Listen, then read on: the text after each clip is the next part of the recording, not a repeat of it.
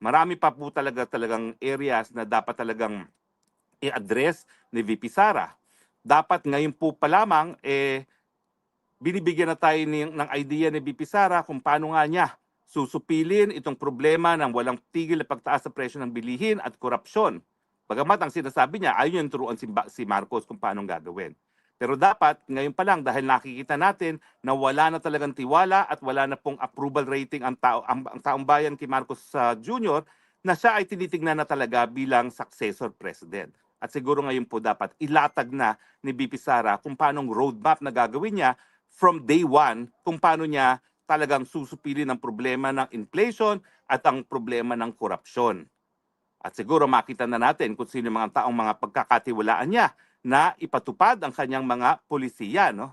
At siyempre, dapat nang pag-isipan ni VP Sara ano bang opsyon na po pwedeng gawin dahil talaga ang problema ngayon ay ang mga Kongreso at ang Senado.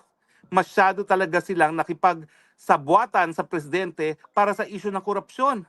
So ngayon, dapat pag-isipan na talaga ni VP Sara kung she will go the route of Cory Aquino na revolutionary government para mawala ang korupsyon dyan sa Kongreso at magkaroon ng honest-to-goodness constitutional convention para baguhin ang saligang batas.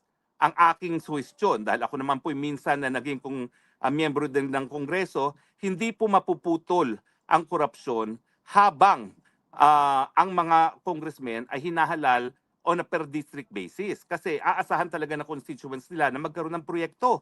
At habang sila at tagagawa ng pangtaunang budget, talagang iisipin ng mga congressman at senatong na may karapatan silang kumita sa budget na kanilang isinasa batas.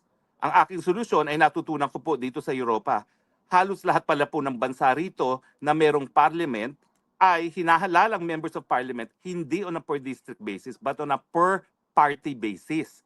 Kasi pag ang mga congressman ay ihalal muna na ang tunay na basihan ay kanilang partido at ang partido nila ay naglatag ng plataforma de gobyerno, ang ipagbobotohan ng taong bayan ay yung plataforma na hinahain sa taong bayan at hindi ang mga personalidad.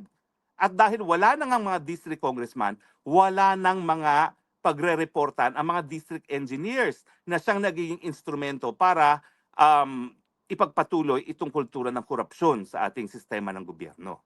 Yan po ang ginagawa nila sa Europa at mukha naman pong gumagana. Dito ko rin po ginaya yung universal healthcare, no, na ako mismo ay nakinabang na. 2 beses na ako naoperahan dito sa Netherlands at walang bayad, no? Dahil nga po obligasyon ng Estado na itaguyod ang kalugsugan ng lahat ng mga tao sa kanilang teritoryo, whether or not they are their own nationals.